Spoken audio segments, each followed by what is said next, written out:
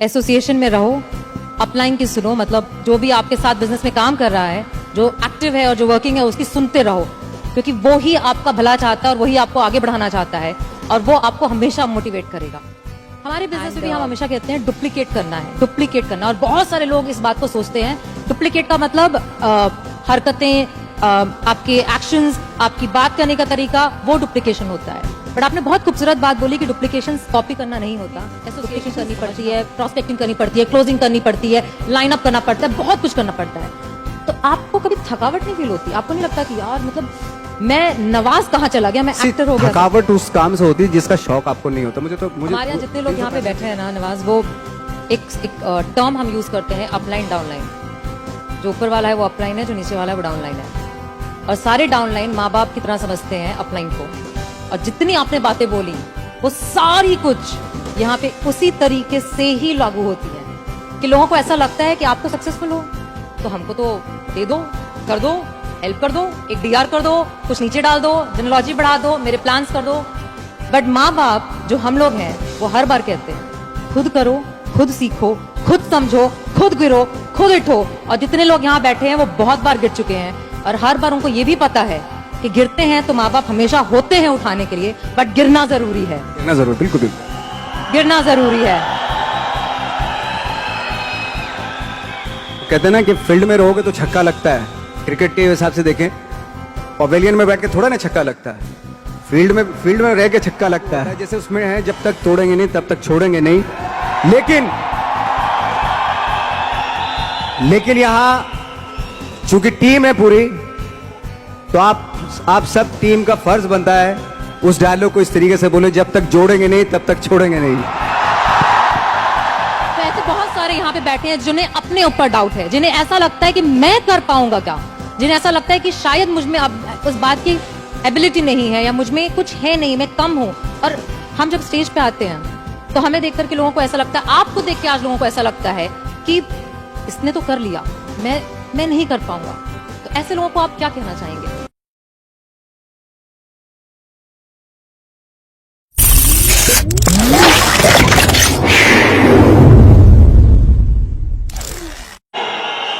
ऐसे जब 20 साल पहले मैं खड़ा हुआ था ऐसे किसी ऑफिस में जाके, तो मुझसे पूछा गया था कि क्या है, किसी डायरेक्टर के असिस्टेंट ने पूछा था क्या है, मैंने कहा एक्टर हैं। बोले दिखने से तो लगते नहीं हो एक्टर हो। तो क्या होता था कि इंडस्ट्री में हमेशा ये चलन था कि एक्टर हीरो जो होता है वो 6 फुट का होता है और गोरा होता है और लंबा चौड़ा बल्ले छल्ले होते हैं। मतलब हम तो बस ऐसे ही चले गए थे, ऐसा समझता था वो। और शिप्रा, मैं आपको यकीन दिलाना चाहता हूं इस चीज का कि मेरे खुद के रिश्तेदारों ने भी, जब मैंने उनसे इच्छा जाहिर की कि मैं एक्टर बनना चाहता हूं, तो उन्होंने भी मुझे डीमोरलाइज किया कि पहले शक्ल तो देख ले अपनी, क्योंकि 5 फुट का छोटा पतला दुबला सा आदमी, काला कलूटा। मुझे खुद को पता नहीं था कि इंडस्ट्री में मेरा क्या हाल होगा, बट एक जिद थी और हजारों लाखों, मतलब सालों साल से इंडस्ट्री में सिर्फ यही चलन था कि एक्टर तो, हीरो तो जो है ऐसा होता है। लेकिन सब ऑड सिचुएशंस के बावजूद भी गए। लेकिन एक चीज मेरे दिमाग में थी कि जो सब कर रहे हैं वो नहीं करना है, तो अलग क्या करूं, अलग क्या होना चाहिए। उसके लिए ट्रेनिंग की जरूरत थी, जो मैंने नेशनल स्कूल ऑफ ड्रामा में आके ट्रेनिंग ली। 3 साल मैंने एक्टिंग की पढ़ाई की वहां पे, और अपनी एक क्राफ्ट के बारे में समझा कि एक्चुअली इस पर्सनैलिटी में अगर मैं लोगों को इंप्रेस करना चाहता हूं, उसके लिए एजुकेशन की बहुत जरूरत है। या जो भी आप काम कर रहे हो उसमें क्राफ्ट, उसका एक्सपर्ट होना बहुत जरूरी होता है। ऐसे ही हवा में नहीं कि जैसा पहले होता था, अरे यार तो बहुत खूबसूरत दिखता, फिल्मों में जाके काम करना शुरू कर दे, ऐसा नहीं। किसी चीज को बारीकी से जानना, उसके लिए ट्रेनिंग की, एक्सपर्ट्स की, एक्सपीरियंस की जरूरत होती है। तो मैंने ट्रेनिंग ली नेशनल स्कूल ऑफ ड्रामा से, और 2000 में मैं पहुंच गया मुंबई। पहुंचने के बाद जब हम किसी ऑफिस में जाते थे, आई थिंक उससे पहले चलन नहीं था बिल्कुल भी। हम लोग गए, जैसे मैंने बताया कि ऑफिस में खड़े हो के भाई हम एक्टर हैं, काम दोगे क्या? तो बोले पहले हुलिया तो देख अपना तू। तो ये हर बार सुनने के लिए मिलता था, और वो बात भी सही थी, क्योंकि उससे पहले कभी कोई आपने देखा नहीं होगा कोई इतना बड़ा, कोई इतनी सी पर्सनैलिटी का 5 फुट 6 इंच का आदमी, पतला दुबला सा मरियल सा, कि कभी ये इस तरह के लोग एक्टर भी बन सकते हैं, हीरो भी बन सकते हैं, स्टार भी बन सकते हैं, ऐसा चलन था ही नहीं। मैं कॉन्फिडेंट था बिकॉज ऑफ माई ट्रेनिंग। मैंने ट्रेनिंग ली थी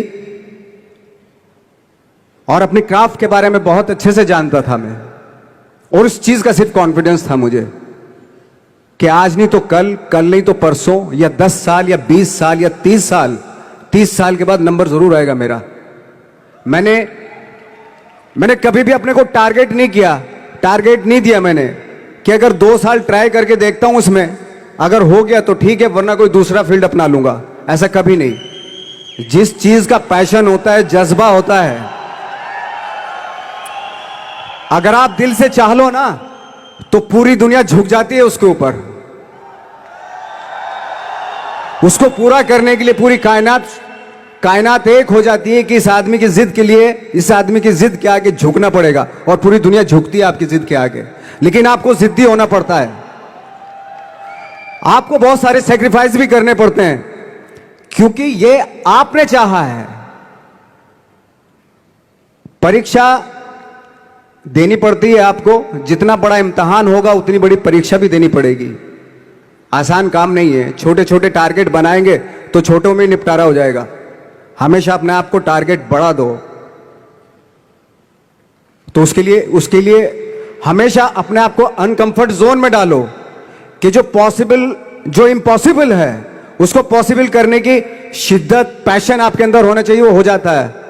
आज जो दुनिया में इतने सारे एक्सपेरिमेंट हुए हैं, ये सिर्फ इसी बिना पे हुए हैं, पागलपन के जरिए ही हुए हैं ये सारे एक्सपेरिमेंट।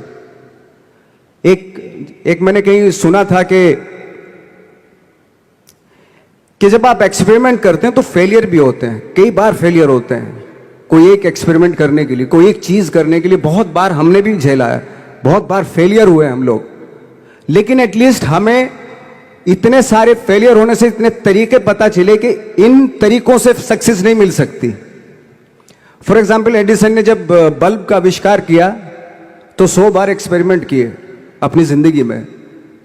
100 बार एक्सपेरिमेंट करने के बाद जब उसको पता चला कि अरे फॉर्मूला तो ये था बल्ब बनाने का, तो एटलीस्ट उसके साथ साथ उसको ये भी पता चला कि 100 जो तरीके हैं, 100 तरीकों से बल्ब नहीं बनता, ये भी पता चला उन फेलियर्स में उसको।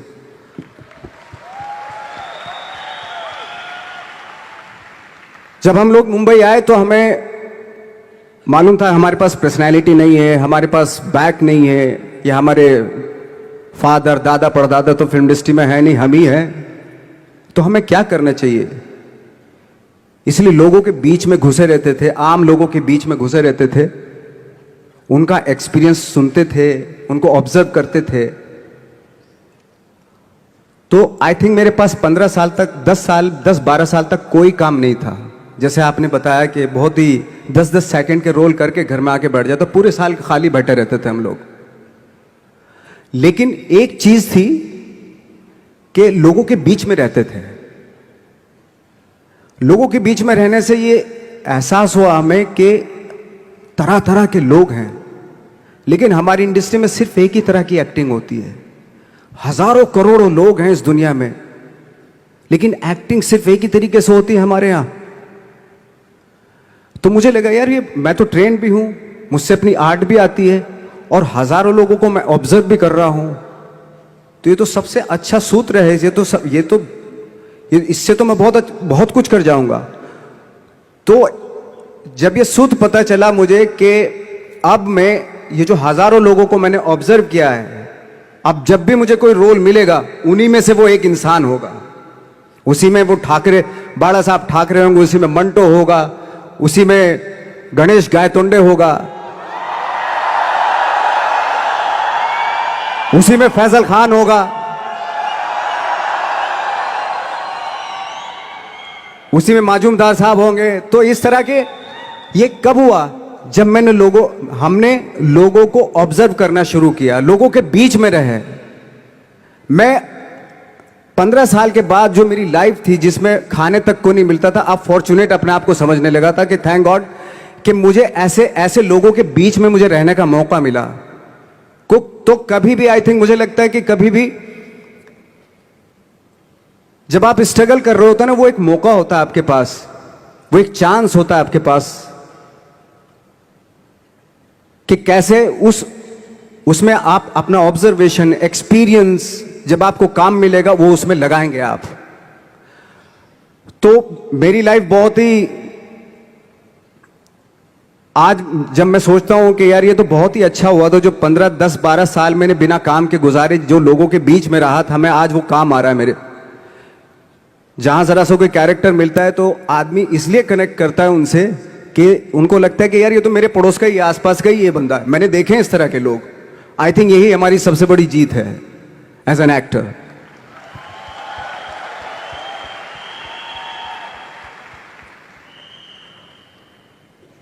ऑफ कोर्स स्ट्रगल में बहुत सारी चीजें सेक्रीफाइस करनी पड़ती हैं, क्योंकि खुजली आपको हुई है, आप ही को मिटानी पड़ेगी।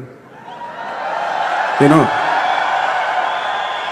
आप जो आप हैं वो आपने बनना चाहा था, और अगर डिसअपॉइंटमेंट आ रहे हैं तो आप तो कंप्लेन भी नहीं कर सकते, क्योंकि आप ही ने चाहा था ये बनना।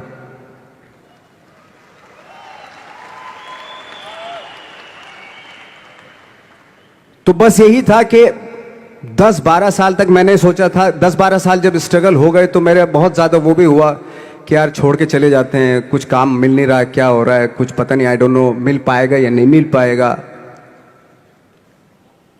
फिर ये होता था कि नहीं, मेरी मदर जो है ना एक लेटर लिखती थी मुझे हमेशा। तब मोबाइल नहीं आए थे, पेजर आए थे, तो पेजर यहाँ पे लगा के चलते थे हम लोग। जब उनको मालूम हो जाता था कि भाई बंदा जो है ना थोड़ा सा फ्रस्ट्रेशन में है, डिप्रेशन में है, क्योंकि काम नहीं मिल रहा, तो मेरी माँ मुझे एक लेटर लिखती थी। उसको लिखती थी कि लिखने के बाद एक लास्ट में लिखती थी कि 12 साल में कचरे के दिन भी बदलते हैं, तू तो इंसान है, तेरा दिन भी बदलेगा। तो उन सब चीजों को देख के कोई एक शेर, कोई एक कोटेशन, कोई इस तरह की जो मोटिवेट करती है, जो लाइंस आपको, उनका रहना, उन पे बिलीव करना बहुत ज़रूरी होता है, क्योंकि वही चीज़ आपको मोटिवेट करती हैं आगे बढ़ाने के लिए। और जब खराब वक्त होता है आपको, वो लाइंस, वो पोएम्स, वो सारी चीज़ें आपको संबल देती हैं, मजबूती देती हैं, ताकत देती हैं।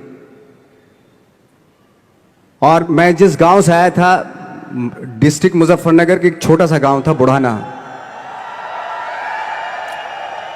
जब हमने शुरुआत की थी वहां पे, जब मैं था वहां पे लाइट भी नहीं थी।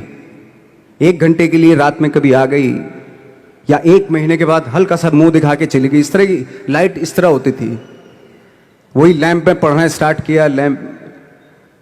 तो छोटे से गांव से आने के बावजूद फिर दिल्ली मतलब छोटा सा, उससे बड़ा शहर भी हमें ऐसा लगता था पता नहीं क्या है, मतलब डर लगता था। मैं जब मुंबई में आया था तो मैं 15 दिन तो घर से बाहर ही नहीं निकला था, क्योंकि इतनी स्पीड देख रहा था मैं कि इतनी स्पीड में तो हम चल ही नहीं पाएंगे, इस शहर के साथ शायद हम कनेक्ट नहीं कर पाएंगे बिल्कुल भी। तो इस तरह के डर थे। लेकिन ऐसी जगह पे आ गए थे कि अब जाना भी मुश्किल था। तो मतलब वापस नहीं जा सकते थे, वापस इसलिए नहीं जा सकते थे कि बहुत सारे डर थे। वापस अगर चले गए तो थिएटर के जो मेरे दोस्त थे वो बोलते, क्यों भाई वापस आ गए तुम भी,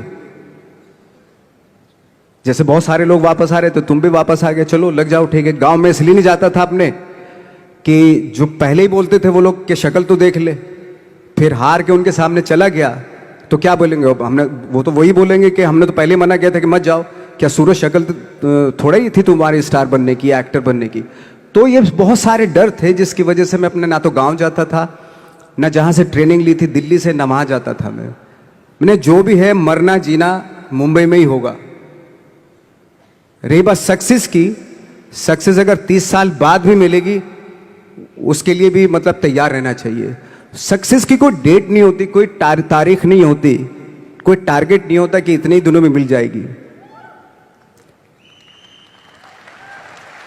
इंसान का काम होता है, आई थिंक मुझे लगता है कि मेरे हिसाब से मुझे लगता है कि लाइफ ना हमेशा अपने आप को लाइफ में पुश करते रहो, और पैशन पैशन के साथ जिस भी आप काम में हो, जो भी आप काम कर रहे हैं उसमें पैशन पैशन के साथ लगे रहना बहुत ज़रूरी होता है। क्योंकि पैशन से क्या होता है, जिस भी आप फील्ड में होते हैं उसकी डिटेलिंग्स मिलनी शुरू होती है। जैसे जब आप समंदर में देखते हैं, समंदर की जब गोता मारते हैं, नीचे जाते हैं, तो आपको एक धीरे धीरे बहुत कुछ दिखाई देना शुरू। ऐसी आपका भी फील्ड है, कोई भी हर फील्ड ऐसा ही होता है, उसमें असीम संभावनाएं होती हैं, इतनी पॉसिबिलिटीज होती हैं कि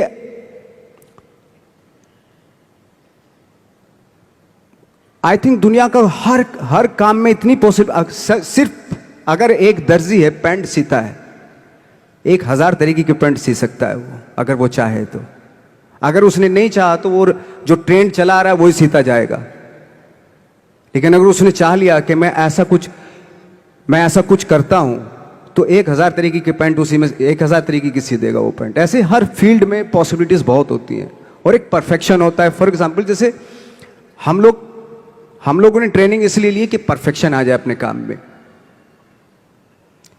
जैसे एक मैंने एग्जाम्पल सुना था कि ये छोटी छोटी चीजें जो मैं बता रहा हूं, ये चूंकि मैंने बचपन में सुनी थी, उन पे दिमाग, उन्हीं को अपनी लाइफ बना के आगे बढ़ा, तो आज यहां पे हूं। इसलिए वो छोटी छोटी चीजें बहुत काम आती हैं, उनको सुनना बहुत जरूरी होता है इंसान के लिए। बताते हैं कि एक बहुत बड़े, पता नहीं ये सच है झूठ है, मुझे नहीं इतना ज्यादा नहीं मालूम, बट कोई बहुत बड़े इंसान हुए, लेकिन वो पहले मोची थे, जूता सीते थे। लेकिन जूता जहां से सीते थे ना, वहां से कभी फटता नहीं था। वो भले दूसरी जगह से फट जाए, लेकिन वहां से नहीं फटता था, क्योंकि उसका पैशन था जूता सीना। काम भले ही वो है वो, लेकिन उस काम में भी उनका पैशन है।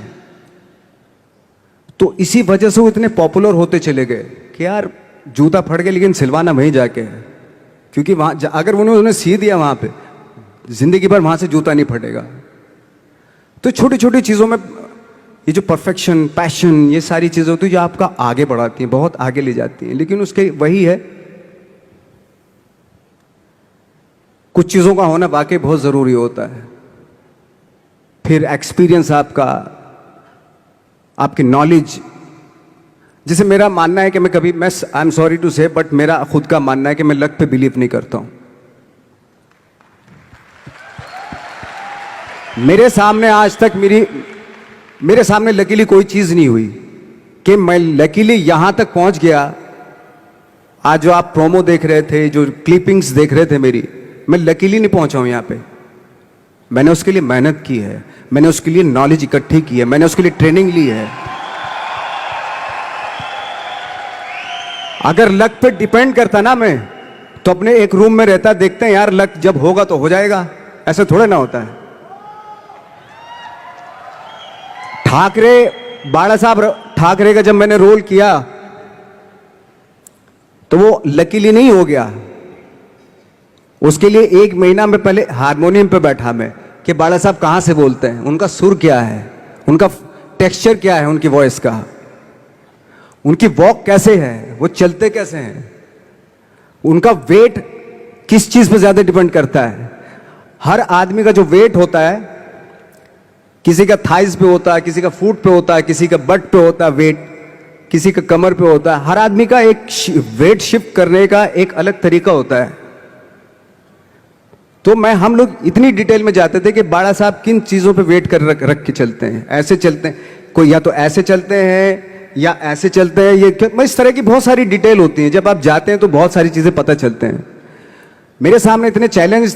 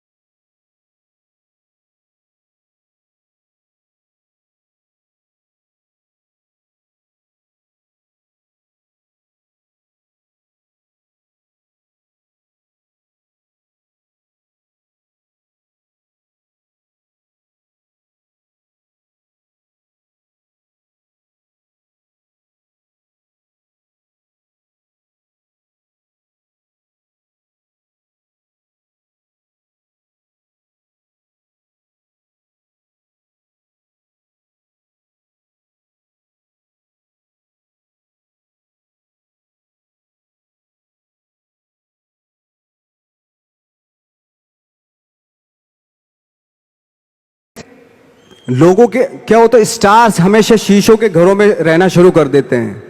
उनको बांद्रा में, उनको मतलब किसी ऐसी जगह पे रहते हुए ये नहीं मालूम कि दूसरी जगह क्या है। अगर आप चाहते हैं रोज हर फिल्म में एक नई पर्सनैलिटी क्रिएट करें तो लोगों के बीच में रहना पड़ेगा आपको। भले थोड़ी परेशानियां होती हैं बट रहना पड़ेगा उनके बीच में। मेरा तो ऐसा मानना है। नवाज, आप बहुत छोटे से शहर से है, डिस्ट्रिक्ट मुजफ्फरनगर। यहाँ पे बहुत सारे लोग ऐसे बैठे हैं जो बहुत सारी सिटीज से हैं, actually major cities like Delhi, Bangalore, Hyderabad, Pune, Chennai, Nepal. और इन सब चीज़ों के बीच में बड़े शहरों की बहुत सारी फैसिलिटीज़ हैं, बहुत सारे आराम है।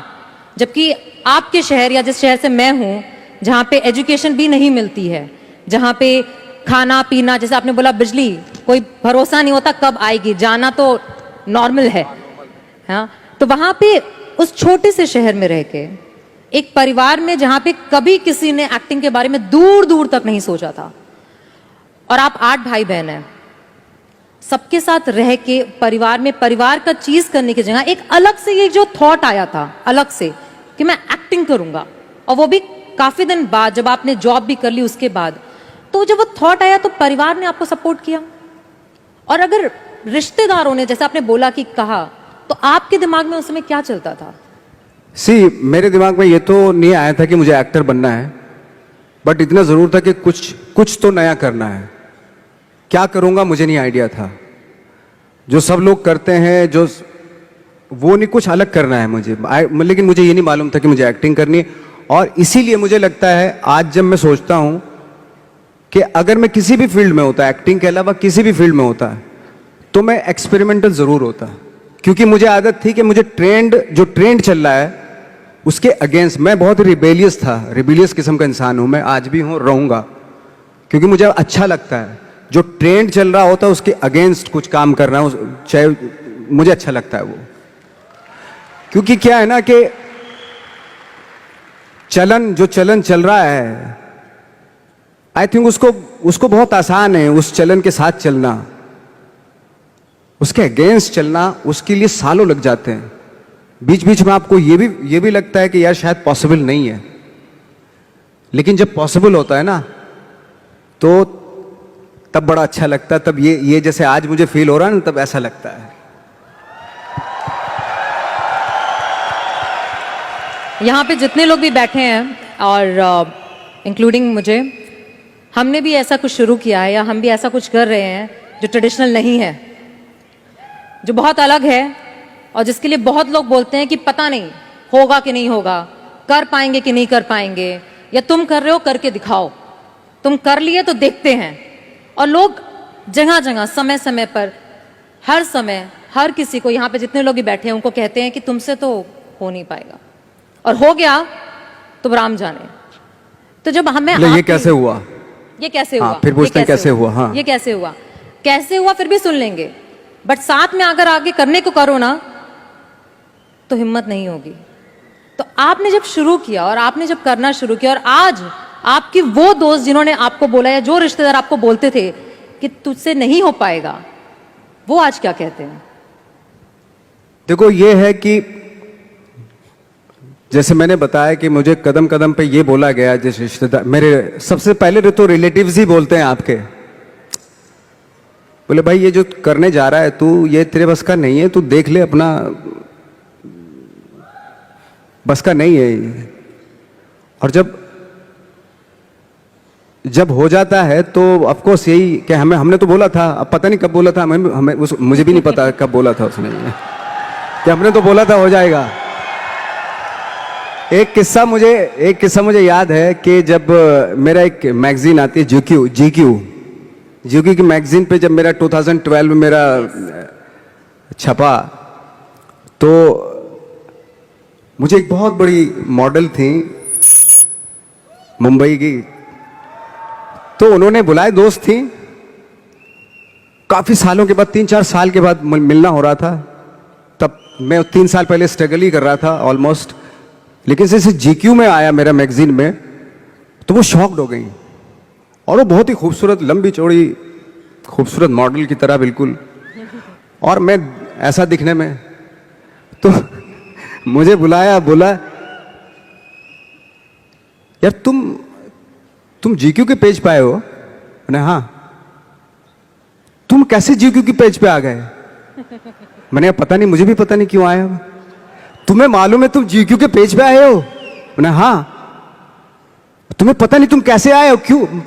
तुम्हें मालूम है तुम जीक्यू के पेज पे आए हो? शी वॉज लाइक, मतलब उसने बहुत अपनी जिंदगी में बहुत साल दिए इंडस्ट्री को, लेकिन कभी इस तरह का कुछ हुआ नहीं कि जीक्यू के पेज पे आ गए या इस तरह के। हालांकि मैं ज्यादा कुछ इस चीज पे बिलीव नहीं करता, बट उसके लिए बहुत इंपॉर्टेंट था कि जीक्यू के पेज पे तुम कैसे गए। मतलब उसका कहने का मतलब यार तू दिखने में 5 फुट 6 इंच का आदमी, ना तेरा शक्ल ना सूरत ना कुछ, तू कैसे आ सकता है जीक्यू के पेज पे? See that was the mindset. ये माइंडसेट था कि मेरे जैसे कद काठी का आदमी इतनी बड़ी मैगजीन में कैसे उसका फोटो आ सकता है। ये माइंडसेट था और है। लेकिन इन सब के ऊपर आप तब उठते हैं जब आप क्राफ्ट जानते हैं, अपना काम जानते हैं। हम लोग अपना काम जानते थे, हम लोगों को अपनी चीजें मालूम थी, क्योंकि हमने उसको वक्त दिया था, हमने उसको टाइम दिया था, अपनी क्राफ्ट को, अपनी चीजों को, अपनी ट्रेनिंग को टाइम दिया था। इसलिए ये सारी चीजें पॉसिबल हुई। यहाँ पे जितने भी लोग बैठे हैं, जैसे आपने बोला कि ट्रेनिंग बहुत ज़रूरी है, और आप काफ़ी बार इस बात को मेंशन करते हैं कि ट्रेनिंग, समझना, अपने क्राफ्टमैनशिप को समझ के करना बहुत ज़रूरी है। हमारे अंदर भी एक कल्चर है जिसमें हम कहते हैं कि साथ में बैठना, रहना, जैसे आपने बोला साथ में रहना बहुत ज़रूरी है, तो हम हमेशा कहते हैं एसोसिएशन में रहना ज़रूरी है। अच्छी तालीम पाने की तरह हम कहते हैं कि अपने बिजनेस को समझना, उसके अच्छे और उसकी बुराइयों को जानना बहुत ज़रूरी है। और शायद आज ये मैजिक ट्रेनिंग में आपको इसलिए बुलाया है बिकॉज इनको भी यही ट्रेनिंग दी जा रही है कि विश्वास करो अपने सपने पे, लगे रहो, दिक्कतें आएंगी, बट समझो और समझ के जब करोगे तो एंड में सक्सेस ज़रूर मिलेगी। इस पूरी जर्नी में आपके, जब आपको कभी भी ऐसा फील नहीं हुआ कि बहुत हो गया, सफलता नहीं मिल रही है, लोग आगे पीछे, शायद कोई आगे बढ़ रहा था, जैसे आपने बताया कि आप पहले ऐसे माहौल में रहते थे जहां पे लोगों को एक्टिंग के लिए मिल जाते थे और आपको नहीं मिल रहा था, तो कभी छोड़ने का दिल नहीं किया आपको कि छोड़ देता हूं, कुछ और कर लेता हूं? और लोगों ने बोला होगा जरूर, छोड़ दो, कुछ और कर लो, क्योंकि यहाँ पे बैठे हुए बहुत सारे लोगों को ये बोला जाता है कि बहुत आसान है छोड़ना, छोड़ दो, नौकरी तो है, करते रहो, बिजनेस क्यों करना है? इसके लिए आप क्या कहना चाहेंगे? आई थिंक सबसे आसान काम है, जैसे आपने बताया, नौकरी करना तो सबसे आसान काम है, लेकिन खुद से क्रिएट करना कोई चीज, वो वाकई बहुत डिफिकल्ट है।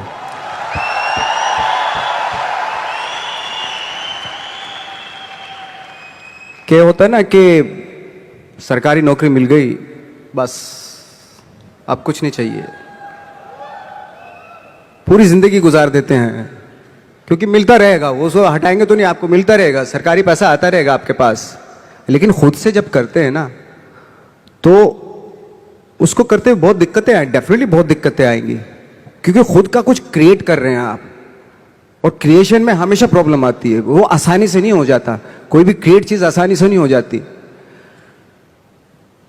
तो आपके आसपास मुझे लगता है कि मोटिवेट करने वाले लोग होने चाहिए, आपके दोस्त ऐसे होने चाहिए जो आपको मोटिवेट करें, आपकी बातें सुने, ऐसे लोगों के बीच में रहिए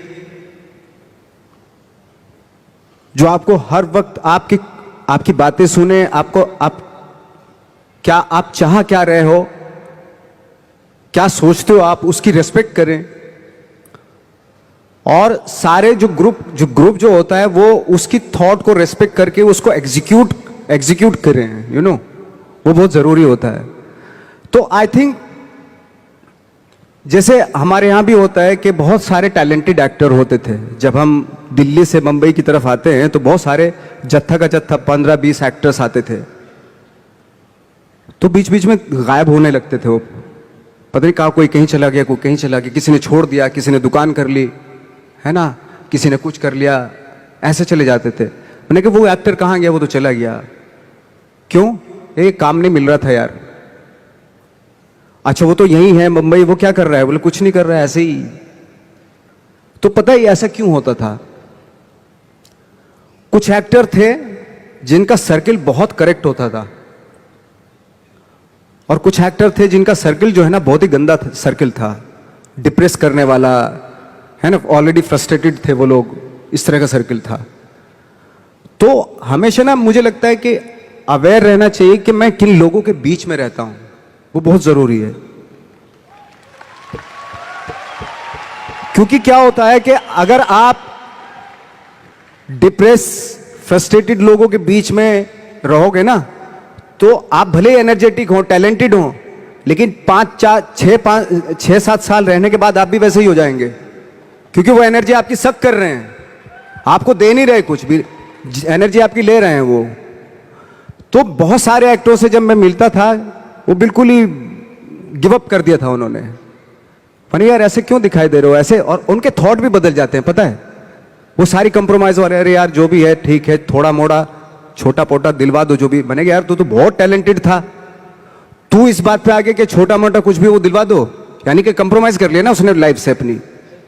तो आई थिंक वो बहुत जरूरी होता है कि आप किन लोगों के बीच में रहते हो, क्योंकि एनर्जी जो होती है ना वो एक्सचेंज होती है, एनर्जी टकराती है एक दूसरे से। 2 पॉजिटिव लोगों को यहां पे खड़ा कर दो, आपको पता चल जाएगी, वो एनर्जी मालूम हो जाएगी। या 10 लोगों में 3 नेगेटिव एनर्जी खड़ा कर दो यहां पे, तो वो 3 जो नेगेटिव एनर्जी वाले होते हैं ना, वो 7 लोगों की एनर्जी ऐसे खींच लेते हैं। ये है, फैक्ट है ये बात। एनर्जी तो सर्वाइव करती है ना, ट्रेवल करती है एनर्जी। तो हमेशा मुझे लगता है कि ऐसे लोगों के बीच में रहो जो पॉजिटिव हो, जिनके थॉट बहुत अच्छे हो, जो नया कुछ करने की सोच में हमेशा रहते हो, जो कुछ क्रिएट करने की धुन में रहते हो। तो इस तरह के लोगों के बीच में रह के अगर रहते हैं आप, तो 3-4 साल भी आप 3-4 साल बाद भी आप भी वैसे ही हो जाते हैं। हमारे यहाँ भी एक कहावत है और एक आपस में कि एसोसिएशन में रहो, अपलाइन की सुनो, मतलब जो भी आपके साथ बिजनेस में काम कर रहा है, जो एक्टिव है और जो वर्किंग है, उसकी सुनते रहो, क्योंकि वो ही आपका भला चाहता है और वही आपको आगे बढ़ाना चाहता है, और वो आपको हमेशा मोटिवेट करेगा। एक और सवाल पूछूं और सवाल। आपने बहुत लंबा सफर चुना है, जहां से आप शुरू हुए और अभी तक में काफी साल लगे। अब जब सफलता आपके पास आ रही है और आपके पास बहुत आ रही है, तो कभी ऐसा दिमाग में नहीं आता कि रिटायर हो जाऊं, कब तक करूंगा, करते रहना है? क्योंकि यहां पे बैठे हुए बहुत सारे लोगों के दिमाग में यह आता है कि मेहनत करना शुरू किया, एक थॉट होता है कि एक सक्सेस मिल जाए, जैसे आपको भी लगता होगा शुरू में कि एक पिक्चर मिल जाए, एक शॉट हो जाए, 10 हो जाए या 50 हो जाए, उसके बाद मैं रिटायर हो जाऊंगा, मैंने कमा लिया। बट हर इंडस्ट्री में हम लोग एक रखते हैं कि यहां पे रिटायर होना है। आपके हिसाब से, इंडस्ट्री छोड़ के, बट आपके हिसाब से आपको क्या लगता है नवाज कि आप कब रिटायर होना चाहेंगे? देखिए, रिटायर की तो बात की बात है, खैर रिटायर एक्टर तो रिटायर नहीं होता है ना, जो स्टार होते हैं वो रिटायर हो जाते हैं, वो तब तक होता है उनका जब तक ये होता है, उनका करियर तब तक होता है। लेकिन इसमें और इसमें फर्क होता है, बिल्कुल, है ना। तो जैसे मैं एक बात कहने वाला था, एक बात कह रहा था कि सिद्धि और प्रसिद्धि में फर्क है। प्रसिद्ध तो, सक्सेसफुल तो कोई भी हो जाएगा। एक इंसान कपड़े उतार के बाजार में घूमने लगे, प्रसिद्ध हो जाएगा 1 मिनट में, ठीक है। आजकल तो इंटरनेट का जमाना है, थोड़ा मोबाइल से खींच लिया, डाल दिया, हो गया। अरे नंगा घूम रहा था बंदा बाजार में, कौन है, अच्छा ये नाम है, अच्छा हा है, हो गया प्रसिद्ध। तो हमारे एक टीचर थे, वो हमेशा बताते थे प्रसिद्धि और सिद्धि में कितना फर्क है। पहले प्रसिद्धि लिखते थे और नीचे सिद्धि लिखते थे। प्रसिद्धि का प्र हटा दो, सिद्धि होता है। तो सिद्धि जो होती है प्रसिद्धि के भी ऊपर होती है। सिद्धि प्राप्त करना बहुत जरूरी होता है, सिद्धि प्राप्त करना बहुत मुश्किल है। प्रसिद्ध होना बहुत आसान है। हम यहाँ पे फ्रेंकली स्पीकिंग, मैं मुंबई में प्रसिद्ध होने के लिए नहीं आया था। मुझे इस फील्ड में सिद्धि प्राप्त करनी थी, इसलिए आया था मैं।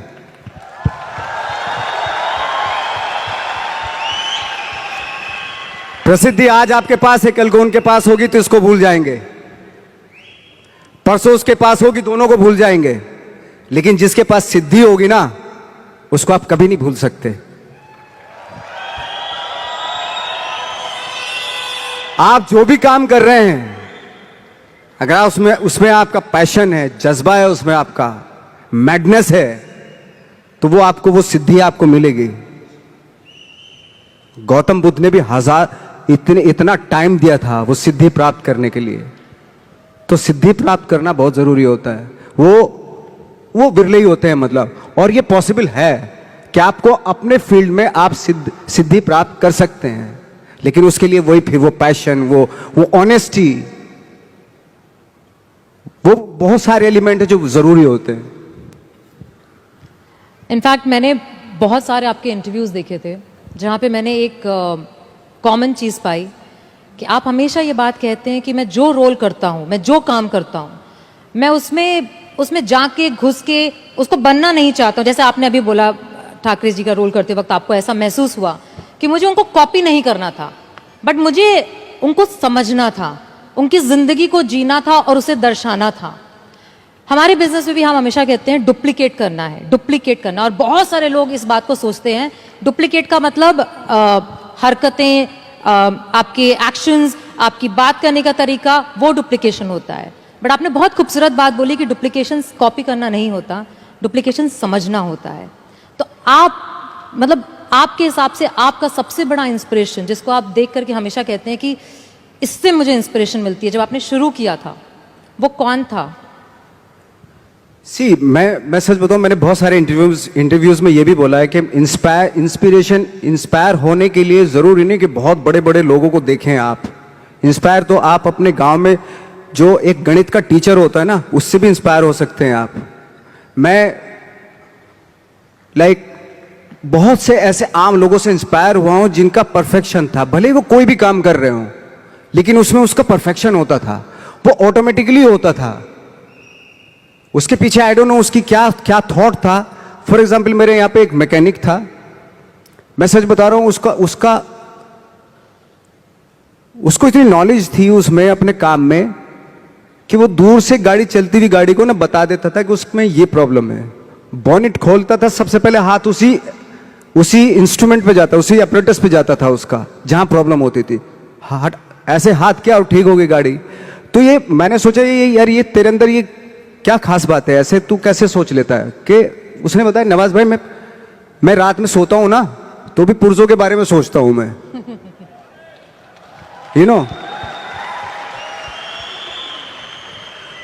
तो जरूरी नहीं है कि आप इंस्पायर जो है वो बहुत बड़े बड़े लोगों से ही हों। छोटे छोटे, अगर आप गौर से देखेंगे ना, आपके आसपास ही बहुत सारे लोग ऐसे रहते हैं जो अपने काम में परफेक्ट होते हैं, परफेक्शन होता है उनके अपने काम में। जरूरत है आपको अपना दिमाग खोलने की। सब कुछ यहीं पड़ा हुआ है, आप ही को क्रिएट करना है। मटेरियल्स यहीं है, कंपोनेंट्स यहीं पे पड़े हुए हैं। कहीं जाके दूसरे शहर से, दूसरी कंट्री से नहीं लेके आना है, यहीं पड़े हुए, आपके आसपास ही बिखरे हुए हैं। ये आपकी अवेयरनेस पे डिपेंड करता है कि जो आपके पास पड़ी हुई वो चीजें हैं, उनसे आप क्या क्रिएट करते हो, ये आपको डिस्कवर करना है एक्चुअली। मुझे ऐसा लगता है। टीम है ड्रीम, चेंज, इंस्पायर, और हम सब लोग बैठ के बात कर रहे थे और हमको ये लग रहा था कि अगर ये थीम सूट करता है ना, तो वो बहुत कुछ आप पे सूट करता है। बिकॉज आपने एक सपना देखा, आपने बदलाव लाने और दिखाने की चाहत रखी, और आज आप इस स्टेज पे नहीं, दुनिया के बहुत बड़े स्टेजों पे खड़े होके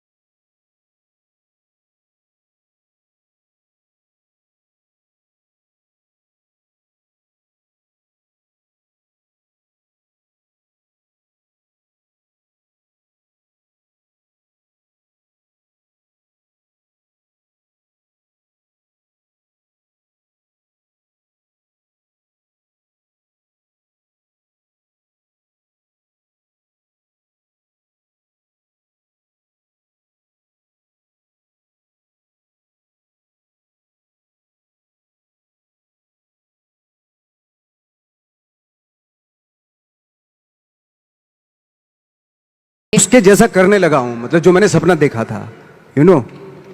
बिल्कुल। कभी कभी आपने देखा होगा, ये भी एक सपना ही था यार, मैं उड़ जाता हूं चलो आज, है ना, सपना, ये फैंटेसी थी। कभी सोचा होगा कि किसी ने, कोई सोच भी नहीं सकता था, वो भी एक सपना ही था ना। आज लोग चले जाते हैं ना, एक दूसरी कंट्री से उड़ के चले जाते हैं, ये भी सपना ही था, किसी का सपना ही था। ये सारे सपने थे एक्चुअली, जो आज एग्जीक्यूट हो रहे हैं, कुछ सालों के बाद एग्जीक्यूट हो, हजारों सालों के बाद एग्जीक्यूट होते होते चले गए। तो सपना देखना जरूरी है, और एब्सर्ड सा सपना देखना और भी जरूरी होता है। सपना कैसा भी देखना जरूरी होता है। क्यों? क्योंकि उसमें पॉसिबिलिटी होती है। जितना एब्सर्ड सा, अजीब सा सपना देखेंगे, आई थिंक उस पे जब आप फोकस करेंगे ना, तो आई थिंक वो बहुत ही खूबसूरत चीज, बहुत खूबसूरत चीज होती है वो। साधारण सपना देख लिया तो ठीक है, सो के वो तो कोई भी देख लेता है साधारण सपना। मैं कहता हूं असाधारण सपना देखना चाहिए, क्योंकि सपना, असाधारण सपना वो तभी आएगा जब आप असाधारण सोच के होंगे।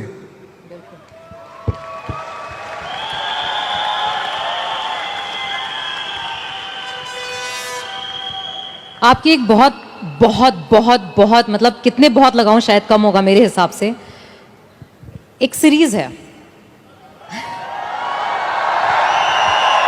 मैंने बोला ना, एक्चुअली नाम भी बोलने की जरूरत नहीं है, सेक्रेड गेम्स।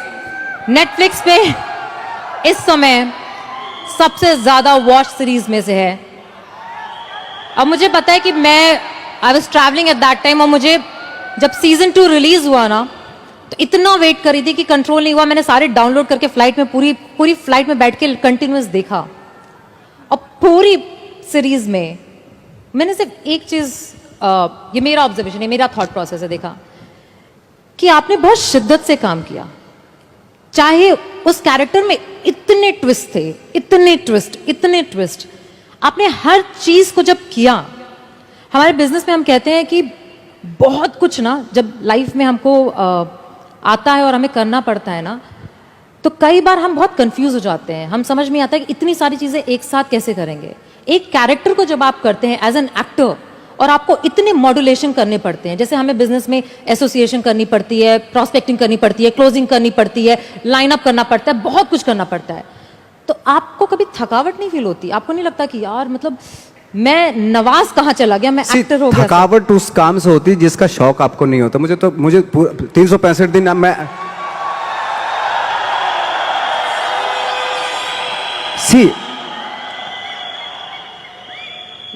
मेरे साथ मेरा अनूप आया, वो जानता है मैं साल में ट्रैवलिंग को छोड़ के, अगर ट्रैवलिंग नहीं कर रहा तो मैं 300 दिन शूटिंग करता हूं। बाकी जो 65 डेज है ना, वो ट्रैवलिंग के होते हैं। अगर ट्रैवलिंग के भी ना होना, मैं 365 डेज जो है ना, शूटिंग ही करता रहूं। मुझे इतना शौक है एक्चुअली। मेरा ये एक मैडनेस है मेरे पास है, और थैंक गॉड मुझे उसमें, बहुत सारे लोग बोलते हैं, मेरी प्रॉब्लम भी होती है एक्चुअली कि यार क्या है, आप सिर्फ यही करते रहते हो, यही कुछ थोड़ा सा बाहर जाओ, घूमो फिरो, है ना, ऐसा होता है, बहुत सारे लोग बोलते हैं। तो मुझे लगता है यार, ये मैंने तो यही चाहा था ना, यही पैशन था ना मेरा, और यही मौका मिल रहा है मुझे, करने का मौका मिल रहा है, तो इससे मैं बोर कैसे हो सकता हूं? अगर 365 डेज मुझे काम, पूरे 12 के 12 महीने आप यही करवाते रहे, तो इसी का तो शौक है मुझे। बिल्कुल। ये छोड़ के मैं कहीं और जा ही नहीं सकता एक्चुअली। अगर किसी को मुझे सजा देनी है तो मुझे एक्टिंग करवाना बंद करवा दे, तो मैं खुद ही ऐसे ही मतलब खत्म हो जाऊंगा। तो मेरा शौक है ये, और वो शौक जो है ना, वो आपका जो शौक होता है, जब वो पैशन बन जाता है ना, तो वो आपकी लाइफ हो जाती है। तो आपकी लाइफ ना, जो ना तो किसी सक्सेस की मोहताज होती है। अगर आज मुझे फिल्मों में काम मिलना बंद हो गया तो मैं थिएटर करना शुरू कर दूंगा। वो बंद हो गया, मैं 2 लोगों को ले जाके यहां पे एक नाटक कर दूंगा, स्ट्रीट प्लेस करना शुरू कर दूंगा, क्योंकि वो मेरा पैशन है। मैं मोहताज नहीं हूं कैमरे का, है ना। मैं 2 लोगों को 10 लोगों को लेके यहीं पे कुछ इम्प्रोवाइज करना शुरू कर दूंगा, यहीं कुछ एक नाटक बना लूंगा और सबको इनवाइट कर लूंगा, आ जाओ भाई हमने एक प्ले किया, आ जाओ देखो ना कुछ पैसे तो दे के जाएंगे ना आप, भले 1-1 रुपया दे के जाएं।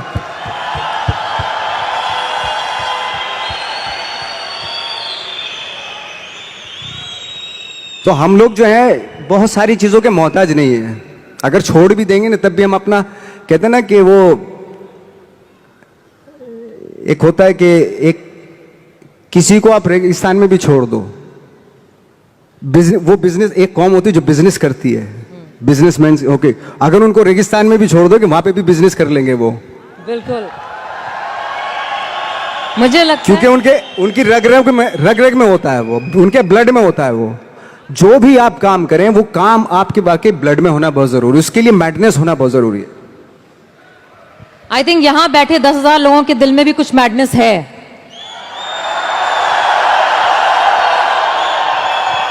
ये उनकी एनर्जी से पता चलता है, क्योंकि हर बार जब भी कोई ऐसी बात की जाती है उनका रिस्पॉन्स जो होता है वो 100% होता है।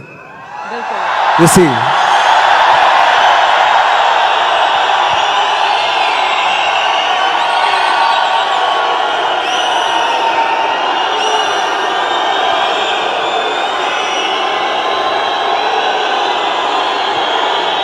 It's really wonderful energy, I'm telling you.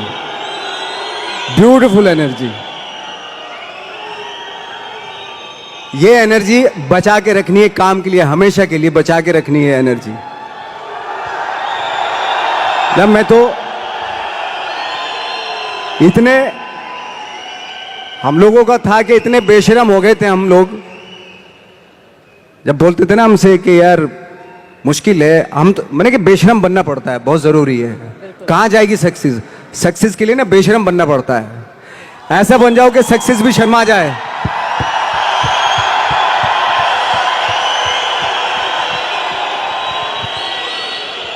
वो जब हम चैलेंज करते थे, कितने साल में, 10 साल में, 20 साल में, 30 साल में, 40 साल में, कितने साल में मिलेगी सक्सेस?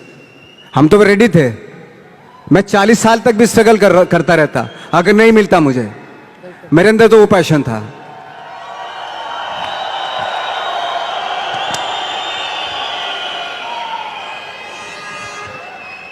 अगर मैं दिल से बोलूं तो नवाज, यहां पे बैठे जितने भी लोग हैं, और जैसे मैंने आपको बताया, हर इंसान के पीछे एक कहानी है कि वो कैसे यहां पे आकर के बैठा है, और पैसे, परिवार, हर तरीके की, लोगों के कहने की, बोलने की, हर तरह के चैलेंज जो सोच सकते हैं मैं गुजरी हूं, ये गुजर रहे हैं। और आज जब आप यहां पे हो तो आप इनसे वो एक क्या बात बोलना चाहोगे जिसको वो यहां से जब जाएं तो बोले नवाजुद्दीन सिद्दीकी ने कहा था और उन्होंने कहा था, इसलिए मैं करके दिखाऊंगा। मेरा एक एक्सपीरियंस हुआ था, एक छोटा सा एक्सपीरियंस, छोटी छोटी इंसिडेंट से ना कभी कभी आपको लाइफ का पता चल जाता है। तो मेरा एक छोटा सा एक्सपीरियंस हुआ था। एक बार हम लोग जब 2000 में मुंबई आए थे तो बहुत सारे मेरे दोस्त यार भी आए थे, कुछ शादीशुदा थे, हमारे जैसे लोग अकेले, ऐसे कुछ हम लोग ऐसे ही आ गए थे, ट्रेनिंग सब लेके आए थे। तो मेरा एक दोस्त था, उसकी बेटी थी कोई 4-5 साल की।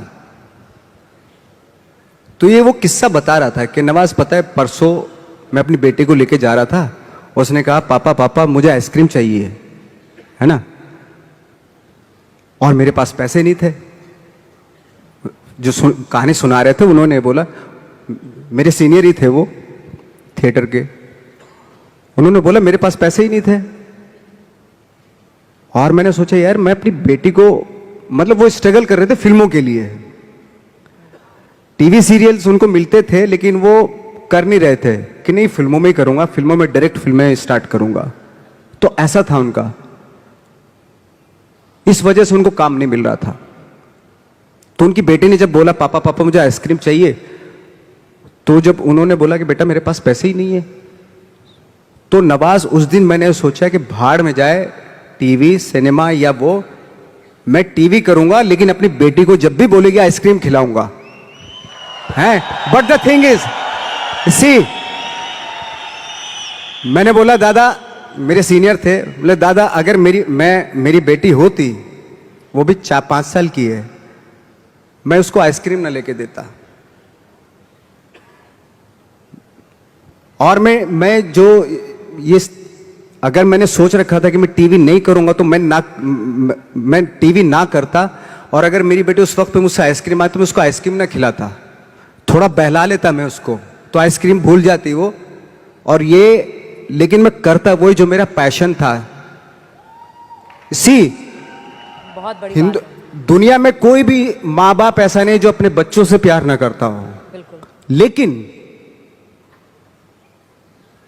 लेकिन आपका जो पैशन है, आप अपने पैशन से जब आप उसको अचीव करते हो ना, जब आपकी बेटी बड़ी होती है, तब वो जो फक्र महसूस करती, गर्व महसूस करती है ना, उसकी बात कुछ हो रहा है। अभी वो 5 साल की, मैंने बोला अभी वो 5 साल की, मेरी बेटी अगर होती मैं उसको बहला देता। चार्ली चैपलिन का किस्सा आपने सुना होगा कि बहुत सारे भाई बहन थे वो,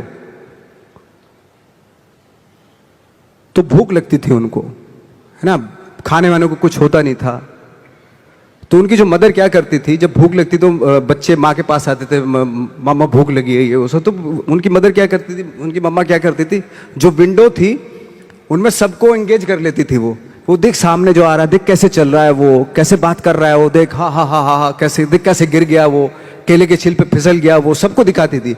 उसमें पूरा दिन बीत जाता, बच्चे जो थे भूल जाते थे खाना खाया कि नहीं आज। तो मुझे लगता है कि शायद वहीं से जन्म लिया था चार्ली चैपलिन ने। बिल्कुल। चार्ली चैपलिन ने जन्म ले लिया था, बट जो चार्ली चैपलिन बना वो वहां से बना था एक्चुअली।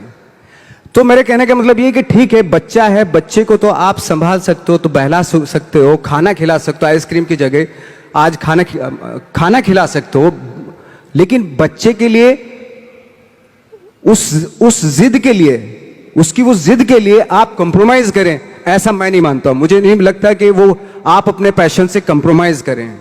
बच्चे को खाना जरूरी है उस एज में, आइसक्रीम भले ही ना खिलाओ। बहुत सारे बच्चे हैं दुनिया में जो खाना खाने के लिए तरसते हैं। बिल्कुल। उस बच्ची ने खाना खा लिया था, लेकिन वो शौक था उसका, आइसक्रीम खाऊं।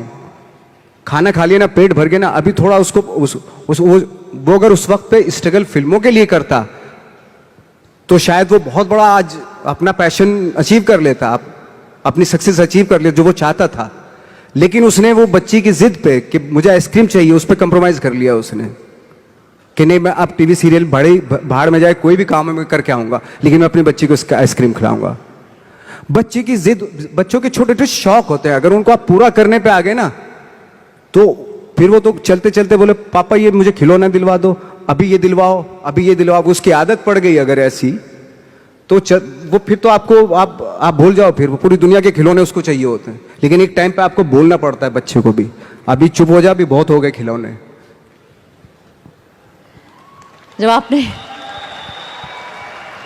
मैंने जब बिजनेस शुरू किया था नवाज, आज से 8 साल पहले, तो मेरा बेटा उस समय 5 साल का था, और मैं सुबह से लेकर रात तक काम करती थी। और कई बार ऐसा होता था कि जब रात में घर पहुंचती थी तो वो सो रहा होता था, और सुबह उठ के सिर्फ उसको स्कूल छोड़ती थी, सिर्फ आधा घंटा। और बहुत सारे लोगों ने बोला था, बहुत सारे लोगों ने, तू कैसी माँ है, तू ऐसे कैसे कर सकती है, तू इतना पैसे के पीछे इतना पागल है कि मतलब। और ना ही मुझे, यहाँ पे बैठे बहुत सारी लड़कियों को, बहुत सारे लोगों को परिवार वाले ऐसा बोलते हैं, एहसास दिलाते हैं कि तुम्हारी जिम्मेदारी ज्यादा बड़ी है तुम्हारे सपनों से। बट आज 13 साल का मेरा बेटा है, आज उसको जो चाहिए ना, उसको बोलना नहीं पड़ता, उसको ऑटोमेटिकली मिल जाता है, क्योंकि वो 8 साल में ना सिर्फ मैंने सपनों को फॉलो किया। और यहाँ पे बैठे जितने लोग हैं ना, उस चीज को करने से इतना डरते हैं, जो आपने इतनी खूबसूरत बात बोली कि अगर हर चीज जो चाहोगे वो इसलिए दे दोगे क्योंकि तुम भागना चाहते हो। एग्जैक्टली, बिल्कुल, तुम छोड़ देना चाहते हो अपने पैशन को, बहाना है ये। एब्सोल्युटली। यही जैसे आप बता रही हैं कि मेरी एक फ्रेंड है, उनका जब बच्चा जिद करता था मामा मुझे बैट चाहिए, क्रिकेट का बैट चाहिए, तो वो माँ पता क्या बोलती थी कि जाके पूछ क्या कितने का है। तो जाता था, बाजार जाता था, वो पूछ कर कितने का बैट है, उसने बोला 300 रुपये का बैट है। बोले, और जब माँ से बोलता था कि मामा 300 रुपये का बैट है, दोबारा माँ उसको क्या टास्क देती मालूम है? उसको बोलती थी जा अब पूछ क्या कि डिस्काउंट कब मिलेगा इसके ऊपर। तो दोबारा जाता था वो उसी शॉप पे, अंकल ये डिस्काउंट कब आएगा इसके ऊपर? बेटा 3 महीने के बाद आएगा इसके ऊपर डिस्काउंट। तो माँ बोलती थी अब बेटा 3 महीने डिस्काउंट आ जाएगा ना तभी लेना। तो 3 महीने तक वो बैठता था। पेशेंस, पेशेंस, ये सारी चीजें सिखाना। वो आप लेने को तो दिलवा सकते हैं, तभी दिलवा सकते थे, लेकिन उसके जो 3 महीने बीते उसमें पेशेंस में, वो आगे उसकी लाइफ में काम आएंगे।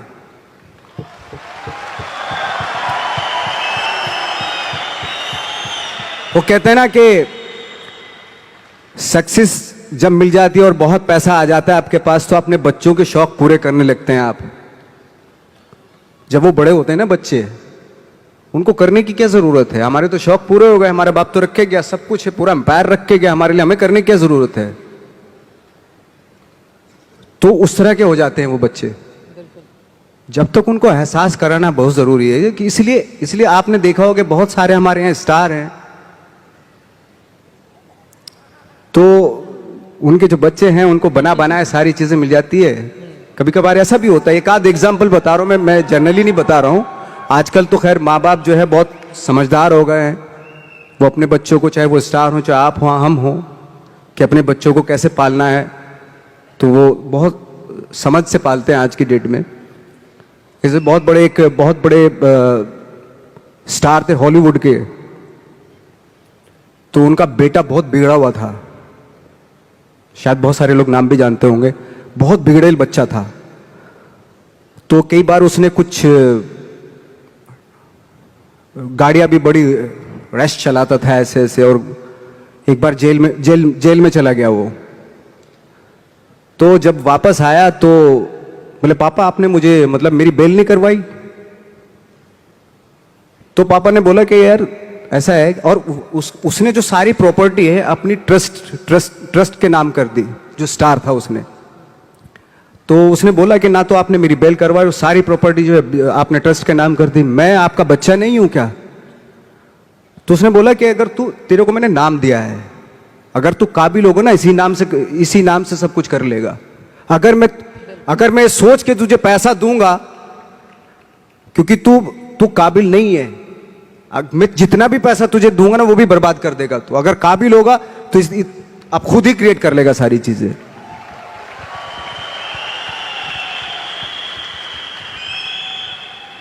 प्यार की भी कहते हैं ना कि इंतहा होती है, तो बहुत जरूरी रिस्पॉन्सिबिलिटी, जैसा भी आपने बोला, जिम्मेदारी बहुत जरूरी होती है। प्यार में अगर बच्चा बह गया, या प्यार में जब बह जाते हैं तो बह जाते हैं, फिर बह ही जाते हैं, यू नो ऐसा होता है। हमारे यहाँ जितने लोग यहाँ पे बैठे हैं ना नवाज, वो एक टर्म हम यूज़ करते हैं अपलाइन डाउनलाइन। जो ऊपर वाला है वो अपलाइन है, जो नीचे वाला है वो डाउनलाइन है। और सारे डाउनलाइन माँ बाप की तरह समझते हैं अपलाइन को। और जितनी आपने बातें बोली वो सारी कुछ यहाँ पे उसी तरीके से ही लागू होती हैं कि लोगों को ऐसा लगता है कि आप तो सक्सेसफुल हो तो हमको तो दे दो, कर दो, हेल्प कर दो, एक डीआर कर दो, कुछ नीचे डाल दो, जेनोलॉजी बढ़ा दो, मेरे प्लान्स कर दो। बट माँ बाप जो हम लोग हैं वो हर बार कहते हैं खुद करो, खुद सीखो, खुद समझो, खुद गिरो, खुद उठो। और जितने लोग यहाँ बैठे हैं वो बहुत बार गिर चुके हैं, और हर बार उनको ये भी पता है कि गिरते हैं तो माँ बाप हमेशा होते हैं उठाने के लिए, बट गिरना जरूरी है। गिरना जरूरी, बिल्कुल बिल्कुल गिरना जरूरी है। वो कहते हैं ना कि फील्ड में रहोगे तो छक्का लगता है। क्रिकेट के हिसाब से देखें, पवेलियन में बैठ के थोड़ा ना छक्का लगता है, फील्ड में रह के छक्का लगता है।